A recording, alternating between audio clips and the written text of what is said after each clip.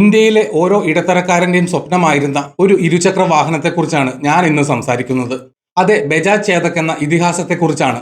ഹമാര ബജാജ് എന്ന ആ പരസ്യവാചകം കേൾക്കുമ്പോൾ ഇന്നും നമ്മുടെ മനസ്സിൽ ഒരു പഴയ കാലഘട്ടം തെളിഞ്ഞു വരും. അച്ഛന്റെ സ്കൂട്ടറിന്റെ മുന്നിൽ നിന്ന് കാറ്റുകൊള്ളുന്ന കുട്ടിക്കാലം നമ്മളിൽ പലർക്കും ഓർമ്മയുണ്ടാകും. എങ്ങനെയാണ് ബജാജ് ചേതക് ഇന്ത്യയുടെ ഹൃദയമായി മാറിയത്? എന്തിനാണ് പെട്ടെന്നൊരു ദിവസം ആ വണ്ടി നിർത്തലാക്കിയത്? പിന്നീട് എങ്ങനെയാണ് അത് തിരിച്ചു വന്നത്? ഈ കാര്യങ്ങളെല്ലാം നമുക്ക് വിശദമായി പരിശോധിക്കാം.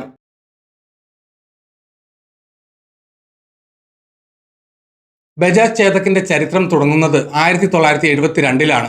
പൂനെയിലുള്ള ബജാജ് ഓട്ടോ എന്ന കമ്പനിയാണ് ഈ സ്കൂട്ടർ പുറത്തിറക്കിയത്. മഹാറാണ പ്രതാപിന്റെ കുതിരയുടെ പേരാണ് ചേതക്. ആ പേര് തന്നെയായിരുന്നു ഈ സ്കൂട്ടറിനും നൽകിയത്. ഇറ്റലിയിലെ വെസ്പ എന്ന കമ്പനിയുടെ സ്പ്രിന്റ് എന്ന മോഡലിനെ അടിസ്ഥാനമാക്കിയാണ് ചേതക് നിർമ്മിച്ചത്. തുടക്കത്തിൽ ഇതൊരു സാധാരണ സ്കൂട്ടർ മാത്രമായിരുന്നു. എന്നാൽ പിന്നീട് അത് ഇന്ത്യയുടെ നിരത്തുകൾ കീഴടക്കി. 70കളിലും 80കളിലും ഇന്ത്യയിൽ വണ്ടികൾ കുറവായിരുന്നു. കാറുകൾ വാങ്ങാൻ അന്ന് വലിയ പണക്കാരായിരിക്കണം. സാധാരണക്കാർക്ക് ആശ്രയിക്കാൻ പറ്റിയ നല്ലൊരു വാഹനം അന്നില്ലായിരുന്നു.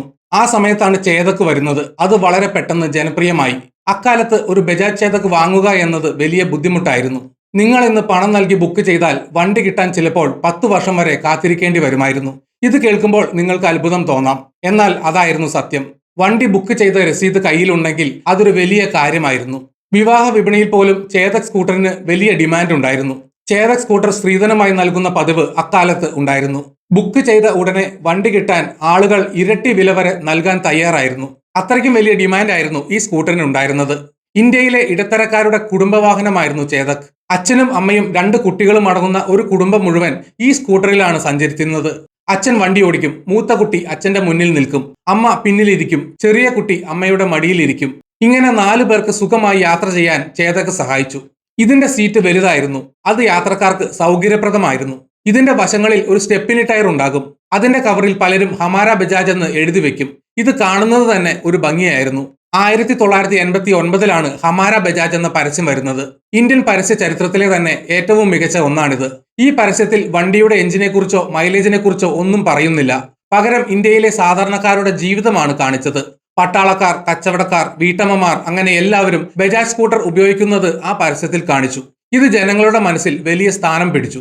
ബജാജ് ചേതക് എന്നത് ഇന്ത്യയുടെ സ്വന്തം വാഹനമാണെന്ന തോന്നൽ എല്ലാവരിലും ഉണ്ടായി.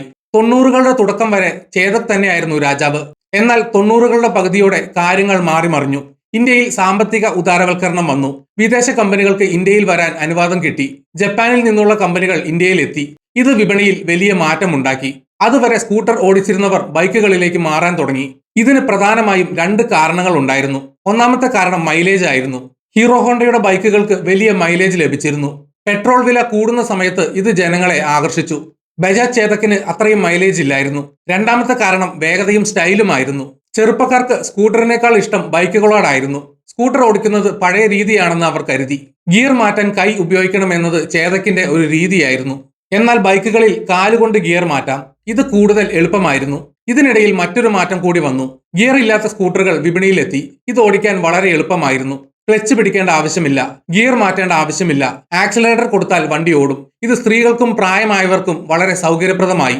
ബജാജ് ചേതക് ഓടിക്കാൻ കുറച്ച് കായിക ബലം ആവശ്യമായിരുന്നു. വണ്ടി സ്റ്റാർട്ട് ചെയ്യാൻ വശങ്ങളിലേക്ക് ചരിക്കണം എന്നത് ചേതക്കിന്റെ ഒരു പ്രത്യേകതയായിരുന്നു.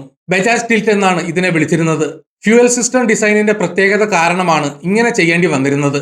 പഴയ ആളുകൾക്ക് അതൊരു ശീലമായി മാറി. എന്നാൽ പുതിയ തലമുറയ്ക്ക് അത് ഇഷ്ടപ്പെട്ടില്ല. അവർക്ക് ബട്ടൺ അമർത്തിയാൽ സ്റ്റാർട്ട് ആകുന്ന വണ്ടികൾ മതിയായിരുന്നു. മറ്റൊരു വലിയ പ്രശ്നം മലിനീകരണ നിയന്ത്രണ നിയമങ്ങളായിരുന്നു. ചേതക് 2 സ്ട്രോക്ക് എഞ്ചിനായിരുന്നു ഉപയോഗിച്ചിരുന്നത്.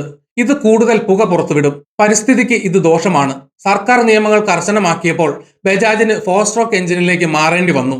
ബജാജ് പുതിയ 4 സ്ട്രോക്ക് ചേതക് ഇറക്കി. എന്നാൽ പഴയ ചേതക്കിന്റെ കരുത്ത് ഇതിനുണ്ടായിരുന്നില്ല. വണ്ടിക്ക് പിക്കപ്പ് കുറവായിരുന്നു. ഗിയർ മാറ്റാൻ വലിയ പ്രയാസമായിരുന്നു. ഇത് ഉപഭോക്താക്കളെ നിരാശരാക്കി. വിൽപ്പന പതിയെ കുറയാൻ തുടങ്ങി. ഒരു കാലത്ത് ലക്ഷക്കണക്കിന് വിറ്റഴിഞ്ഞിരുന്ന വണ്ടി വാങ്ങാൻ ആളില്ലാതായി. ഈ സമയത്താണ് രാജീവ് ബജാജ് കമ്പനിയുടെ തലപ്പത്ത് വരുന്നത്. അദ്ദേഹം വളരെ കടുപ്പമേറിയ ഒരു തീരുമാനമെടുത്തു. സ്കൂട്ടർ നിർമ്മാണം നിർത്തുക. ബജാജ് ഇനി ബൈക്കുകളിൽ ശ്രദ്ധ കേന്ദ്രീകരിക്കുമെന്ന് അദ്ദേഹം പ്രഖ്യാപിച്ചു. ഇത് പലരെയും ഞെട്ടിച്ചു. സ്വന്തം പേര് പോലെയിരിക്കുന്ന ഒരു ഉൽപ്പന്നം നിർത്താൻ ആരും തയ്യാറാകില്ല. എന്നാൽ രാജീവ് ബജാജ് വിപണിയുടെ മാറ്റം തിരിച്ചറിഞ്ഞു. ഭാവി ബൈക്കുകളിലാണെന്ന് അദ്ദേഹം മനസ്സിലാക്കി. അങ്ങനെ പൾസർ എന്ന ബൈക്ക് വിപണിയിൽ വന്നു.